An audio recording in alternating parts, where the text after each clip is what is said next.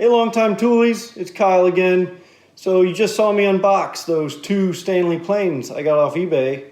Pretty exciting stuff. You probably told all your friends, and if you didn't, you should have. So now I want to take apart the number 3. I already took apart the number 4, so we'll go through that. I'll show you some of the pieces and the parts and what that shit looks like. And then I'll take apart the number 3 and kind of show you how I fix these things up. I'm kind of lazy, so I do it a real easy way. And I don't really want to restore them. I just want to kind of preserve them and make it so that the rust stops killing them, because rust will kill these. And I think these are pretty cool. They're stuff, you know, our grandpas, our great-grandpas, grandmas, ladies plane too, used when they were building shit that we probably took for granted as kids. So I want to show you what I do. So first off, kind of go through the parts. This is just the plane bed, the body, just where everything goes. This is the heart of it all. Real simple. On top of that, you have the frog. I think it's called a frog because it looks like a frog. I really don't know though. So it goes on like this. So that goes on, and then you got your front knob. Front knob. Usually the Stanley ones were made out of Brazilian rosewood. You can't have that anymore because you don't want to deplete entire rainforest just to have pretty looking wood. So here's the tote. These are called the tote, or the handle. Goes in your hand like that. Drive it forward, lift it up. Nice. Lever cap. Lever cap. Got a little thing on here that puts tension on the iron that sits in the frog. So this one's in good shape. Usually these are chipped here when they're in rough shape. Still got a little bit of the paint. So that's pretty good. Then you got, of course, the chip breaker, and the iron. The iron. This is also the blade. This one, not too bad. You can see, I don't know if you'll be able to check that out. No, probably not. And these sit together like this. So the chip breaker goes on the iron like that, so that when the shavings come off the wood, it breaks them apart so that they don't gum up the works. Because wood can get pretty nasty. And then I just got a bunch of the random fucking screws and whatnot. Here's the adjuster on the back. I like the big thick ones, or the wide ones, the big ones. Some of them will have like Stanley written on them. This one doesn't because it's older. I looked at the types of these. I think they're a little later than type 15. Sorry. So now let's get started on the old, this old guy. So first off, we take off the lever cap. This one, as we remember, pretty rough. And then out pops, hopefully, maybe, the iron and the chip breaker. Now I haven't taken any of this shit apart. Holy mother. This one might have to soak. Look at what I did. Look at what I did. I fucked up my screwdriver. Look at that. Motherfucker. Time to unfuck it back, I guess. There we go. So this is going to soak. See what you get when you buy shit off eBay and it looks like it lived at the bottom of a lake? All right. Let's see if the frog will come off. So the frog is held on by 2 screws. Pretty intuitive.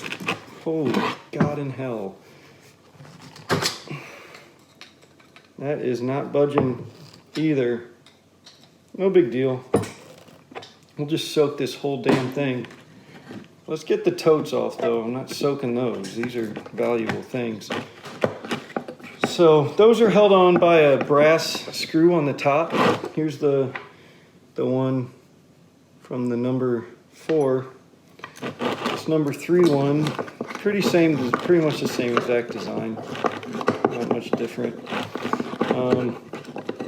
Take that off. See here, kind of resides in this little hole in the bottom. Goes on like that. Pretty simple design, really. That's why they lasted so long. Then the front one, front knob, looks to be in pretty good shape. I'll just sand these up. Sand this one too, get all that finish off. This one has a little bit of paint on it. A couple little things on the bottom, but shouldn't be too bad. Man, this is all gummed up. So take this off. There we go. Use all sorts of tools for this today. You guys are getting a treat. Try to, there we go. Take the brass off the end. This is always a pain too, because this is, there we go. We got it. We got him.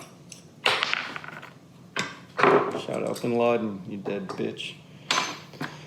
There's these. These will soak too. Be sure when you're doing this though, keep all the parts that you can get off separate from the other planes. If you're doing multiple planes at a time, if you have a serious problem like I do. Let's see, this looks like it wants to, yeah, there we go. Okay. Damn, let's see. We're gonna do something stupid.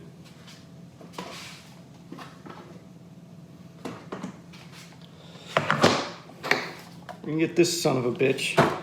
I will not be defeated. And we're gonna take these fucking screws off, one way or another.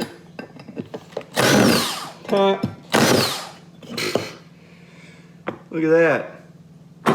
See, power tools. Now what else could, oh yeah, the chip breaker. This one might be a different story. Nope. We got them. All right. So there we go. We got the planes apart. Got the chip breaker, the iron. This frog, pretty rough shape. But at least we can clean up the bed a little bit. Oh, see that little screw right here? That's the frog adjustment screw. Not a lot of planes. Stanley's came with them. Not a whole lot of other planes did, unless they made Stanley types. So we'll take that off too, because that needs to soak also. So what I'll do before I put them in the solution, no free ads, but this shit is the tits and or the balls, or the, you know, whatever, what have you, is clean them off, brush them off, usually with a brass brush, because steel, I don't want to scratch up this, what's called the Japanning is the finish on these. So I'll take a brush, scrape all the dirt off that I can, hit the bottom, just get whatever shit off that I can, so that it goes faster in the solution, because this one,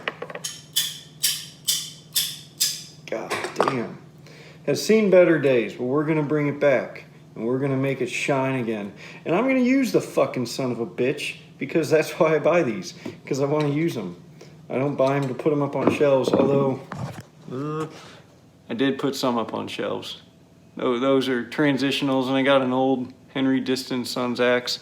I got another one here though that I actually use. So that was my great-grandpa's. Shout out great-grandpa. Had a lot of cool tools. We're gonna get started on the soaking them.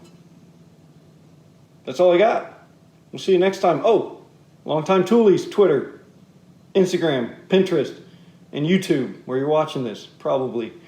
Go ahead, give us a follow so you can keep up with exciting content like Rusty Plains and whatever else. We're gonna be doing a lot of shit. We kind of get to do whatever we want, which is really cool. And we get to show you guys, let's get dirty. All right, till next time, Longtime Toolies. We'll see ya.